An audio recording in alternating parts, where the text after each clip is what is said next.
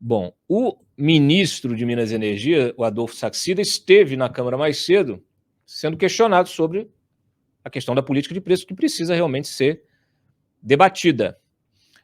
E o Saxida disse que não pode interferir em política de preço da Petrobras, mas aposta numa queda dos preços. Põe o VT dele. Eu entendo que muitos dos senhores são cobrados pela população, porque é difícil para a população entender por que o governo não interfere no preço dos combustíveis. E aqui, com toda a transparência, eu preciso ser claro: não é possível interferir no preço dos combustíveis. Não está no controle do governo e, honestamente, preço é uma decisão da empresa, não do governo. Além disso, nós temos marcos legais que impedem intervenções do governo na administração de uma empresa, mesmo o governo sendo o acionista majoritário.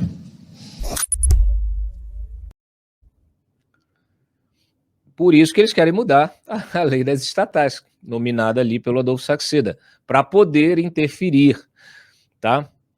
O Lula já avisou que vai interferir, porque, segundo ele, o Bolsonaro poderia, com uma canetada, reduzir os preços dos combustíveis. A gente já viu isso acontecer no governo da Dilma, já vimos outras situações semelhantes também no governo do Lula, sabemos o efeito prático disso. Solta o VT do Lula.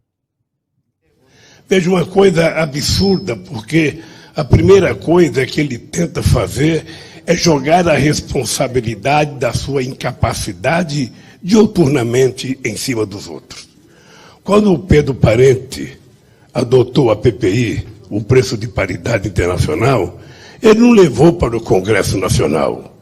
Não foi numa conferência da ONU, não foi no Senado, foi uma decisão do presidente da Petrobras, certamente ouvido o conselho da Petrobras, se é que ouviu, e tomou a decisão a pretexto de que era preciso salvar a Petrobras. O Bolsonaro poderia, com uma canetada, como fez o Pedro Parente, obrigar o presidente da Petrobras a reduzir o preço.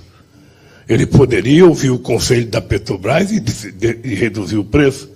Se ele tivesse qualquer dúvida, ele poderia reunir o Conselho Nacional de Política Energética, o Conselho da Petrobras, o presidente da Petrobras, e ele, presidente, tomar a decisão de que era preciso reduzir em benefício da sociedade brasileira. O Lula só esconde de você que essa paridade internacional foi estabelecida em função do estado das contas da Petrobras, deixado pela administração do PT. Então, assim, é o vírus querendo sugerir a cura da doença. Eu estou vendo o debate, estou conversando com muita gente do setor e cheguei a um questionamento importante, que é o seguinte: onde está a ANP? Onde está a Agência Nacional do Petróleo, a agência reguladora?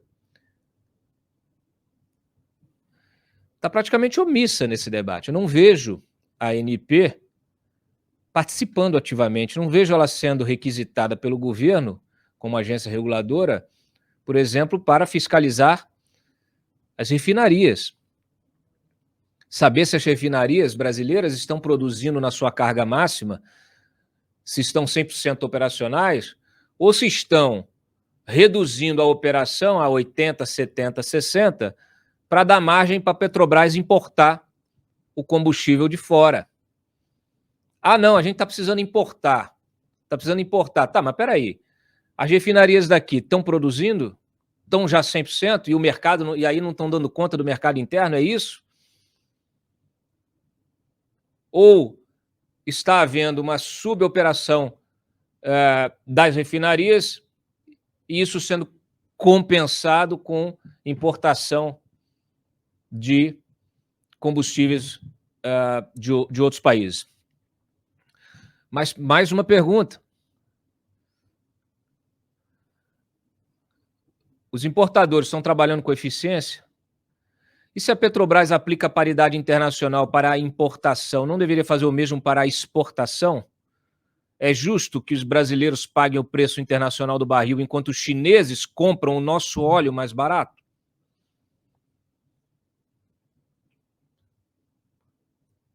As coisas precisam fazer sentido.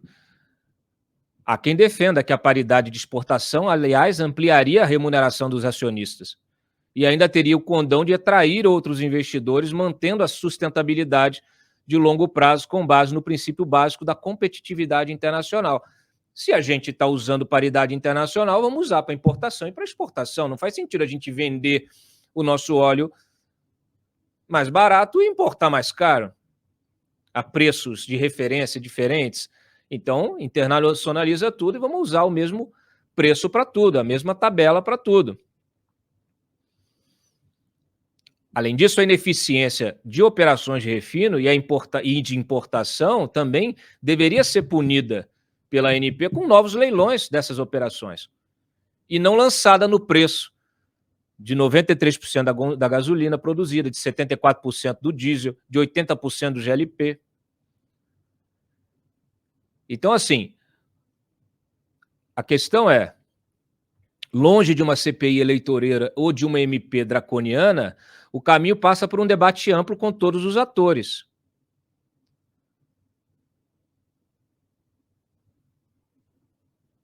E aí eu volto um pouquinho para o início, porque é o seguinte, qual é a história recente da Petrobras? Depois de acumular a dívida, a maior dívida corporativa do planeta, como eu mencionei aqui, 160 bilhões de dólares, hoje dá 830 milhões de reais, a Petrobras chegou a 2022 com as contas bastante saneadas, lucros recorde de 106 bilhões de reais e a dívida bruta de 58 bi de dólar, abaixo da meta estabelecida e dentro da média do setor. A recuperação da companhia, como eu disse, só foi possível com medidas drásticas de desinvestimento, blindagem contra o aparelhamento político e a aplicação da política de paridade internacional de preços, que agora impacta ferozmente na inflação e corrói o bolso do cidadão. Por quê? Porque todo remédio em quantidade acima do recomendado vira veneno. É a hora da reflexão. A crise inflacionária é global e ela desafia administrações liberais de diferentes países, impondo à política brasileira uma reflexão necessária sobre as soluções que garantam um mínimo de equilíbrio até o fim dessa tempestade. Mas não é com CPI eleitoreira nem MP draconiana, tá certo?